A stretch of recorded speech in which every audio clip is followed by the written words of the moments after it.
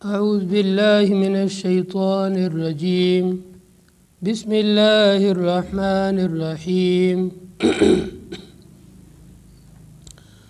قد خلت من قبلكم سنن فسيروا في الأرض فانظروا كيف كان عاقبة المكذبين هذا بيان للناس وهدى وموعظة للمتقين ولا تهنوا ولا تحزنوا وأنتم الأعلون إن كنتم مؤمنين۔ پچھلی آیات کے اندر اللہ پاک نے جنگ احد کا ذکر فرمایا تھا۔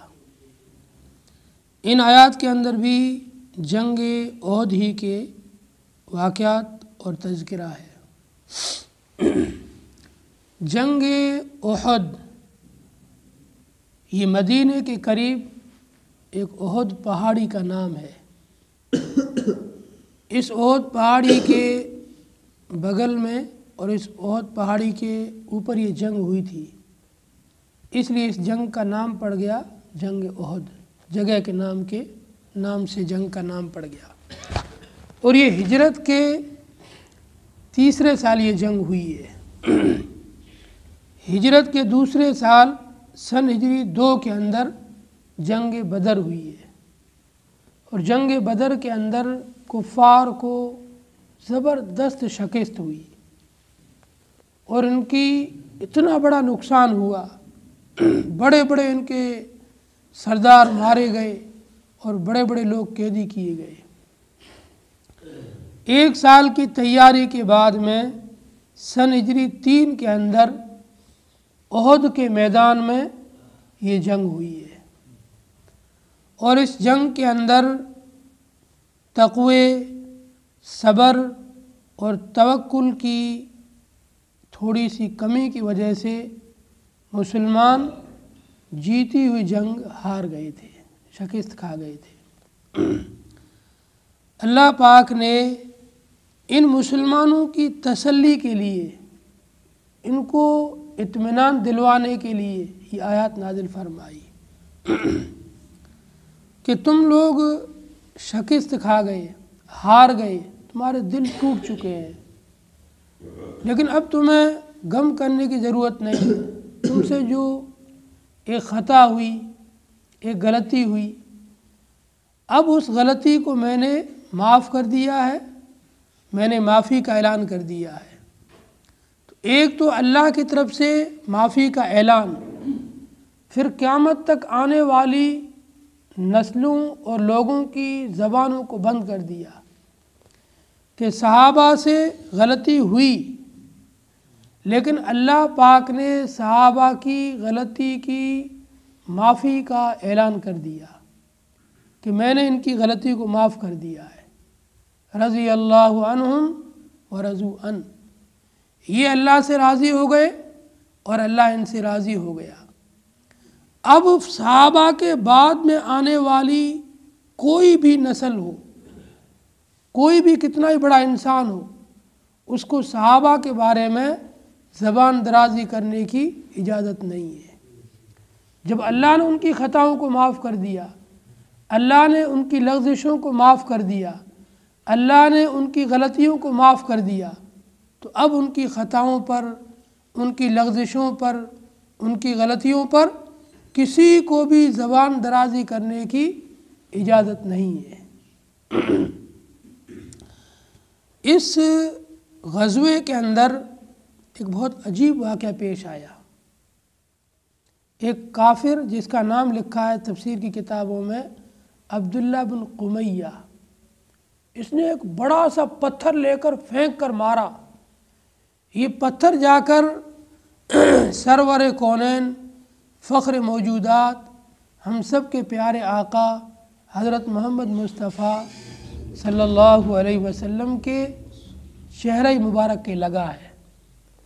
اس سے آپ کا ایک دانت بھی شہید ہوا، دانت بھی ٹوٹا، اور آپ اس پتھر لگنے کی وجہ سے زخمی ہو گئے اور خون کافی بہہ گیا، آپ کے بدن میں کمزوری و نکات پیدا ہو گئی اور آپ بے ہوش ہو کر کے گرے جا کر کے، اور پاس میں کوئی گڑھا تھا، آپ گڑھے کے اندر گر گئے اور گڑھے میں گرنے کی وجہ سے آپ نظر ہی نہیں آ رہے تھے۔ ادھر کافروں نے یہ خبر پھیلا دی، نعوذ باللہ ہم نے محمد کو قتل کر دیا۔ جب مسلمانوں میں یہ خبر پھیلی کہ محمد صلی اللہ علیہ وسلم کو کافروں نے قتل کر دیا ہے، شہید کر دیا ہے، منافقوں کو موقع مل گیا۔ منافق کہنے لگے کہ اگر محمد سچا نبی ہوتا تو جنگ میں مارا نہیں جاتا، جنگ میں مارا گیا اس کا مطلب یہ جھوٹا نبی تھا، اب تم لوگ واپس اپنے باپ دادا کا جو دین تھا اس پر آ جاؤ، یہ محمد کا دین چھوڑ دو، کیوں اپنی جانوں کو گنوا رہے ہو، ہتھیار ڈال دو، شکست مان لو اور پرانے دین پر آ جاؤ، جنگ ختم کر دو۔ مسلمان ان منافقوں کی باتیں سن کر کے کمزور پڑنے لگے اور ان کے قدم میدان سے اکھڑنے لگے۔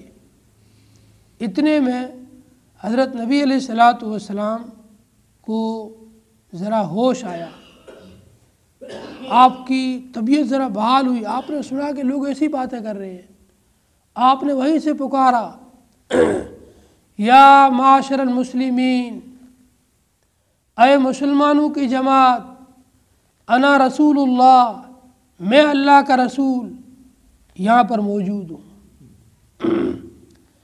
مسلمانوں میں سے حضرت ابی بن کعب رضی اللہ تعالیٰ عنہ کی آواز بہت بلند تھی، انہوں نے بلند آواز سے تمام مسلمانوں کو پکارا، اے مسلمانوں کی جماعت، اللہ کے رسول یہاں موجود ہے اور تمہیں بلا رہے ہیں، جلدی سے آؤ اور رسول اللہ کی حفاظت کے لیے گھیرا کرو۔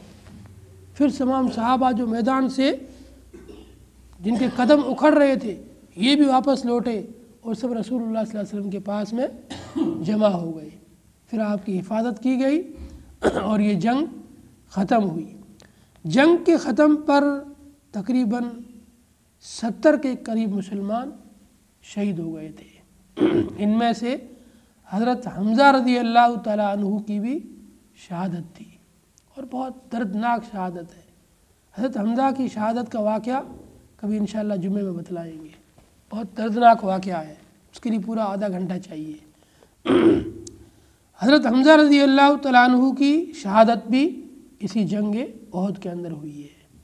اور پھر یہ جنگ کے ختم کے بعد اللہ تعالیٰ نے ایمان والوں کو جو اتنا زبردست نقصان ہوا تھا، اسے ان کے دل ٹوٹ چکے تھے کہ ہم سے غلطی ہو گئی، ہم سے چوک ہو گئی، نبی نے ہم کو 50 تیر اندازوں کو جس مقام پر بٹھایا تھا، اگر ہم نبی کا حکم کو نہ توڑتے اور اسی جگہ بیٹھے رہتے تو ہم جنگ جیت جاتے، لیکن ہم نے نبی کے حکم کو توڑا، نبی کے حکم کو چھوڑا، اس لیے ہم لوگ جیتی ہوئی جنگ ہار گئے اور اتنے بڑے بڑے ہمارے ساتھی ہماری چوک اور بھول کی وجہ سے جان گنوا بیٹھے۔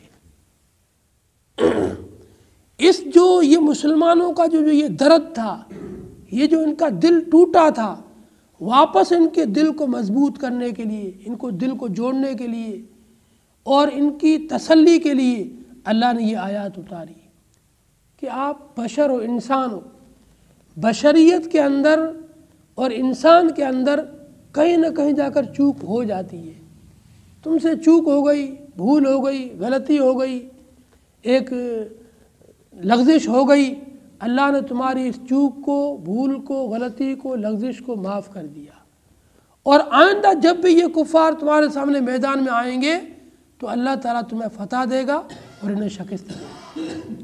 اس لیے آپ کو اس شکست کے اوپر، اس ہار کے اوپر زیادہ غمگین ہونے کی ضرورت نہیں ہے، یہ اللہ نے مسلمانوں کو تسلی دلائی۔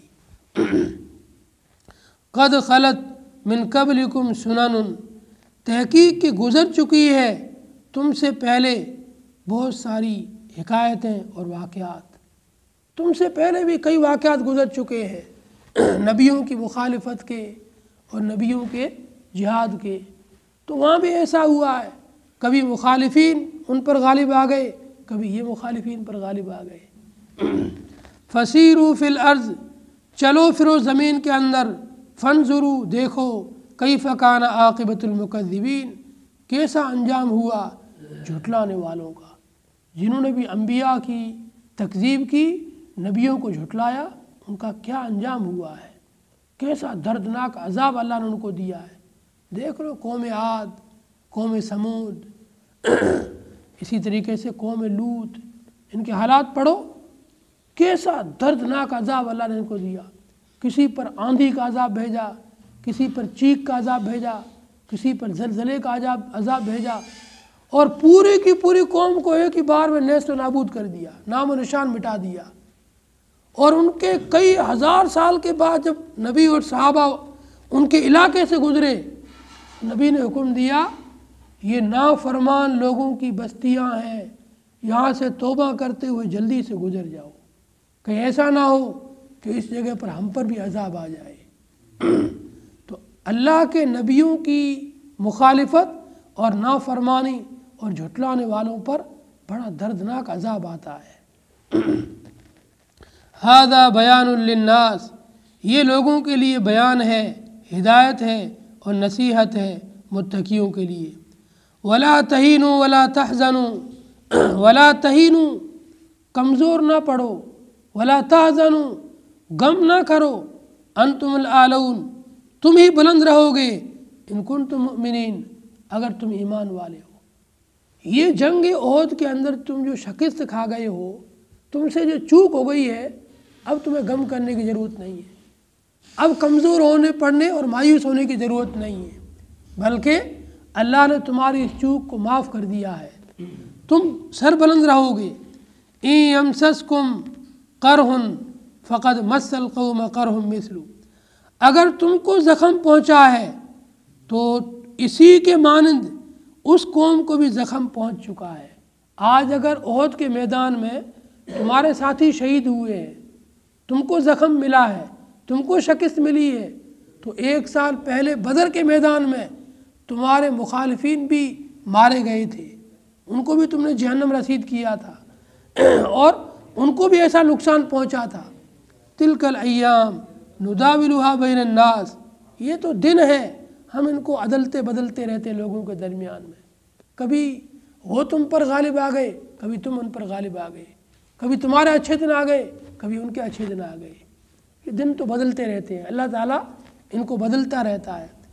اگر ایک ہی حالت پر اللہ کسی کو رکھے تو اس میں تکبر آ جائے گا، گھمنڈ اور غرور آ جائے گا کہ بس میں تو سب کچھ ہوں۔ اس لیے اللہ تعالیٰ کبھی تنگی کے اندر، کبھی آسانی کے اندر، کبھی بہت زیادہ نفع دے دیتا ہے، کبھی اسی کو نقصان ہو جاتا ہے، کبھی شفا اور طاقت ملتی ہے، کبھی بیماری آ جاتی ہے۔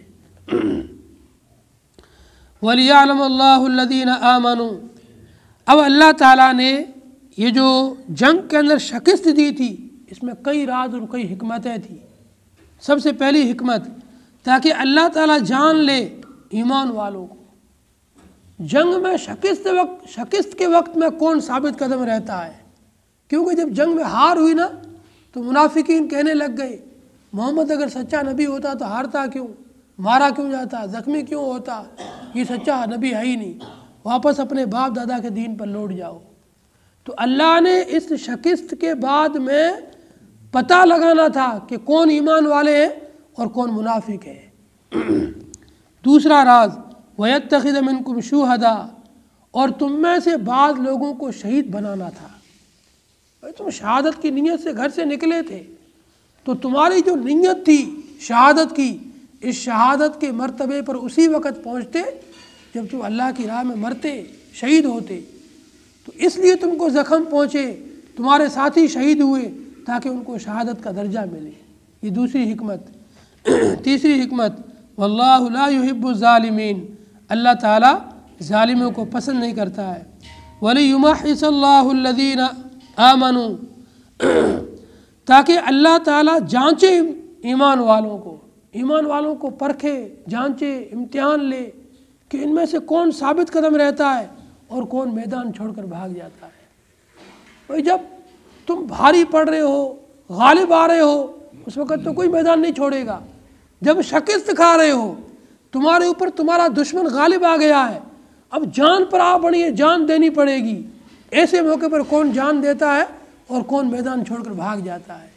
یہ امتحان دینے کے لیے اللہ نے تمہیں شکست دی تھی۔ تو شکست کے اندر بھی کئی حکمتیں اور راز چھپے ہوئے تھے۔ یہ تیسرا راز۔ چوتھا راز وَيَمْحَقَ الْكَافِرِينَ، اللہ تعالیٰ کافروں کو مٹا دے۔ بھائی ایمان والے شکست کھا رہے ہیں، کافر کیسے مٹیں گے؟ مفسرین لکھتے ہیں کافر اس طرح مٹیں گے، ایک ہلکی سی کافروں کو اللہ نے تھوڑی سی فتح دی، اور فتح کے بعد کافر جو ہے نا گھمنڈ میں آ جائیں گے کہ دیکھو ہم لوگ جیت گئے جنگ، اب اس سے بھی بڑی ہم جنگ کریں گے۔ تو دوبارہ وہ اور زیادہ تعداد کے ساتھ میدان میں اتریں گے، اس وقت ہم تم کو غلبہ دیں گے اور ان سب کو نیست و نابود کر دیں گے۔ اس طرح اللہ تعالیٰ کافروں کو مٹائیں گے۔ ام حسبتم ان تدخلوا الجنہ ولما یعلم اللہ الذین جاہدوا منکم ویعلم الصابرین، کیا تم گمان کرتے ہو کہ ایسے ہی جنت میں داخل ہو جاؤ گے حالانکہ اللہ تعالیٰ نے نہیں جانا تم میں سے جہاد کرنے والوں کو اور صبر کرنے والوں کو؟ اللہ تبارک و تعالیٰ جنت کے لیے پہلے جانچتا ہے کس میں ایمان ہے، کون اللہ کے لیے جہاد کر سکتا ہے، کون اللہ کے لیے صبر کر سکتا ہے۔ صبر کرنے والوں کو اور اللہ کے لیے قربانیاں دینے والوں کو اللہ تعالیٰ جنت دے گا۔ جنت کو اتنی سستی تھوڑی ہے جو بغیر جہاد کے، بغیر قربانیوں کے، بغیر صبر کے، بغیر ان صفات کے مل جائے۔ وَلَقَدْ كُنْتُمْ تَمَنَّوْنَ الْمَوْتَ مِنْ قَبْلِهِ أَنْ تَلْقَوْا، تم تو تمنا کرتے تھے، آرزو کرتے تھے اس سے پہلے موت کی۔ بھائی اس جنگ میں آمنے سامنے جب تمہاری ملاقات نہیں ہوئی تھی تو تم نے ہی تو نبی کو رائے دی تھی کہ رسول اللہ ہم لوگ مدینے میں رہ کر جنگ نہیں کریں گے، مدینے سے باہر نکل کر جنگ کریں گے۔ جب جنگ احد کے لیے نبی نے صحابہ سے مشورہ کیا، کفار نے 1 سال تک تیاری کی ہے اور وہ ہم پر حملہ کرنا چاہتے ہیں، بتاؤ ہم لوگ ان کا کیسے مقابلہ کریں؟ مدینے میں رہ کر مقابلہ کریں یا باہر نکل کر سامنے جا کر مقابلہ کریں؟ تو اکثر صحابہ کی رائے آئی مدینے میں رہ کر ہم مقابلہ نہیں کریں گے، مدینے سے باہر نکل کر کے سامنے بڑھ کر کے مقابلہ کریں گے ہم ان کا۔ تو اللہ نے فرمایا تم لوگ تو آرزو اور تمنا کرتے تھے ان کی ملاقات سے پہلے کہ ہم شہادت قبول کرنا چاہتے ہیں، اللہ کی راہ میں مرنا چاہتے ہیں۔ فقد رأیتموہ، اب تم نے اس کو دیکھ لیا، وانتم تنظرون، اور تم اس کو کھلی آنکھوں دیکھ رہے ہو۔ اب جس چیز کی تم تمنا کر رہے تھے وہ تمہارے سامنے ہے میدان کے اندر، آگے بڑھو اور اس شہادت کو قبول کرو۔ وما محمد الا رسول، جب رسول اللہ صلی اللہ علیہ وسلم کی وفات کی اور موت کی، شہادت کی خبر پھیل گئی تھی، کفار نے جان بوجھ کر پھیلائی تھی تاکہ مسلمانوں کے حوصلے پست ہو۔ اس وقت میں ایک صحابی حضرت انس بن نضر، انہوں نے اعلان کیا کہ جس راستے پر رسول اللہ نے جان دی ہے ہم سب بھی اپنی جانیں اسی راستے پر دیں گے۔ جب رسول اللہ نے اللہ کے راہ میں اپنی شہادت دے دی، جان دے دی، تو پھر ہم اپنی جانوں کو بچا کر کیا کریں گے؟ اے ایمان والوں آگے بڑھو، مجھے تو احد کی پہاڑی کے پاس سے جنت کی خوشبو آ رہی ہے، یہ کہہ کر تلوار لے کر گھسے اور شہید ہو گئے۔ اور بھی کئی صحابی تھے، ایک صحابی کھجور کھا رہے تھے، کھجور کو پھینکا، تلوار لے کر گھسے، وہ بھی شہید ہو گئے۔ اس طریقے سے صحابہ نے شہادتیں قبول کرتے ہوئے آگے جا کر دیکھا تو رسول اللہ زندہ موجود ہے۔ وما محمد، محمد ایک رسول ہی تو ہے، ان سے پہلے بہت سے رسول گزر چکے ہیں، کیا وہ مر جائیں یا مار دیے جائیں تو تم الٹے پاؤں پھر جاؤ گے، اور جو شخص الٹے پاؤں پھرے گا تو وہ اللہ کا کچھ بھی نقصان نہیں کرے گا۔ اللہ تبارک و تعالی شکر گزاروں کو بہترین بدلہ دے گا، اچھا بدلہ دے گا۔ حضرت علی رضی اللہ تعالیٰ عنہ فرماتے ہیں شاکرین سے مراد یہاں پر حضرت ابوبکر صدیق رضی اللہ تعالیٰ عنہ اور ان کے ساتھی ہیں۔ ابوبکر صدیق امیر الشاکرین ہے، تمام شاکرین کے امیر ہیں، اور ان کے ساتھ میں ان کے جو ساتھی تھے نبی کے صحابہ، یہ ان کے ساتھی ہیں۔ حضرت ابوبکر صدیق رضی اللہ تعالیٰ عنہ ہر موقع پر ایمان پر، اسلام پر، توکل پر، صبر پر، تقوی پر ڈٹے رہے۔ کسی بھی حال میں صبر کو، توکل کو اور ایمان کو، इसी तरीके से तक़वे को नहीं छोड़ा। जब नबी अलैहिस्सलातु वस्सलाम की वफ़ात हुई तो इर्तिदाद का फितना उठा, मुर्तद होने का फितना उठा, लोगों ने इनकार कर दिया। कई लोग खड़े हुए नए नए नबूवत के दावेदार, हम भी नबी है भाई। हज़रत अबू बकर सिद्दीक़ रज़ियल्लाहु तआला अन्हु ने इन झूठे मुद्दईयान नबूवत को कत्ल किया, इनका किला कमा किया और उनकी फ़ौजों को शिकस्त दी और इस्लाम की हिफाजत की। फिर एक जमात खड़ी हुई, जब तक नबी थे तो हम लोग ज़कात देते थे और नबी ज़कात का सही इस्तेमाल करते थे। नबी चले गए, अब ज़कात का हुक्म भी मनसूख है, हम ज़कात नहीं देंगे। हज़रत अबू बकर खड़े हुए, अगर तुमने ज़कात की एक रस्सी भी रोकी और नहीं दी तो मैं अकेला पूरी दुनिया से लड़ने के लिए तैयार हूँ। हज़रत अबू बकर ने एक लश्कर बनाया और इन मुनकिरीन ज़कात से जंग की और इनको वापस कायल किया इस्लाम के इस हुक्म का और इनसे ज़कातें वसूल की। इसी तरीके से और भी कई अहकामात हैं, कई चीज़ें हैं जिनमें नबी अलैहिस्सलातु वस्सलाम के बाद में लोगों ने छोड़ दिया, इनकार कर दिया। अबू बकर खड़े हुए और इन सब चीज़ों से अबू बकर ने लोगों को इस्लाम पर कायम रखा। तो मोहम्मद एक रसूल थे, अगर वो गुज़र जाएं, शहीद हो जाएं तो क्या तुम उल्टे पाँव फिर जाओगे? और जो उल्टे पाँव फिरेगा अल्लाह का कुछ भी नुकसान नहीं करेगा और अनकरीब अल्लाह ताला शुक्रगुजारों को अच्छा बदला देगा। वमा कान लिनफ्सिन अन तमूत इल्ला बिइज़्निल्लाह, किसी भी इंसान के जो है इख्तियार में नहीं है कि वो मरे मगर अल्लाह ही के हुक्म से। किताब मुअज्जला, जिसका अल्लाह ने एक वक्त मुकर्रर कर रखा है। वमन युरिद सवाब दुनिया, और जो शख्स दुनिया का बदला चाहेगा हम उसको दुनिया में से दे देंगे, और जो आखरत का सवाब और बदला चाहेगा तो हम उसको आखरत में बदला देंगे और अल्लाह ताला शुक्रगुजारों को बेहतरीन बदला देने वाले हैं। आयत का मतलब ये है मौत और ज़िंदगी अल्लाह के हाथ में है। किसी पर कितने ही हालात आ जाए, कोई पूरी ज़िंदगी मैदान जंग में ही गुजार रहा है, जब तक मौत लिखी हुई नहीं होगी नहीं आएगी। पूरी दुनिया तलवार लेकर किसी के पीछे भागती रहे, जब तक अल्लाह ने उसकी मौत नहीं लिखी है उसको मौत आ नहीं सकती है। और जिस दिन अल्लाह ने मौत लिख दी होगी घर में बैठे बैठे अटैक आके मर जाएगा, किसी तलवार की ज़रूरत ही नहीं है, मैदान जंग की भी ज़रूरत नहीं है। तो मौत और ज़िंदगी अल्लाह के हाथ में है। अल्लाह ने जहाँ पर जिस तरीके से लिखी है वो उसको पहुँच जाएगी, और जब तक नहीं लिखी है वो भले तलवारों के पीठ में खड़ा रहे उसको कोई तलवार कुछ असर नहीं कर सकती है। हज़रत खालिद बिन वलीद रज़ियल्लाहु तआला अन्हु ईमान लाने के बाद पूरी ज़िंदगी मैदान कारज़ार में मैदान जिहाद में गुजरी, लेकिन बिस्तर पर मौत आ रही है। उन्होंने पूरी दुनिया को जो पैगाम दिया, पूरी दुनिया के लोगों को पैगाम दे दो कि अगर जंग की वजह से मौत आनी होती तो मुझे मौत आती, मेरी पूरी ज़िंदगी जंग में गुजर गई लेकिन मौत मुझे यहाँ पे आ रही है, बिस्तर पे आ रही है। इसलिए मौत और ज़िंदगी इसका अल्लाह ने एक वक्त मुकर्रर कर रखा है, जगह मुकर्रर कर रखी है, उसी जगह में उसी वक़्त में और उसी बहाने से आएगी। इसका जंग से मैदान कारज़ा से कोई ताल्लुक़ नहीं है। अल्लाह ताला से दुआ है अल्लाह ताला हम तमाम को कुरान पाक की सही समझ अमल की तौफीक अता फरमाए। अल्लाहुम्मा सल्लि अला मुहम्मद अब्दिक व रसूलिक सल्लि अलल मुमिनीन वल मुमिनात वल मुस्लिमीन वल मुस्लिमात रब्बना हब लना मिन अज़वाजिना व ज़ुर्रिय्यातिना क़ुर्रता अयुन वजअलना लिल मुत्तक़ीना इमामा। अल्लाहुम्मा अर्हमना वजबुरना वरज़ुक़ना वहदीना या हय्यु या क़य्यूम बिरहमतिका नस्तगीस।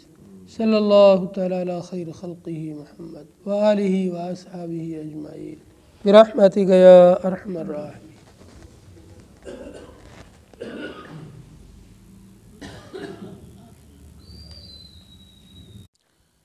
अऊज़ु बिल्लाहि मिनश शैतानिर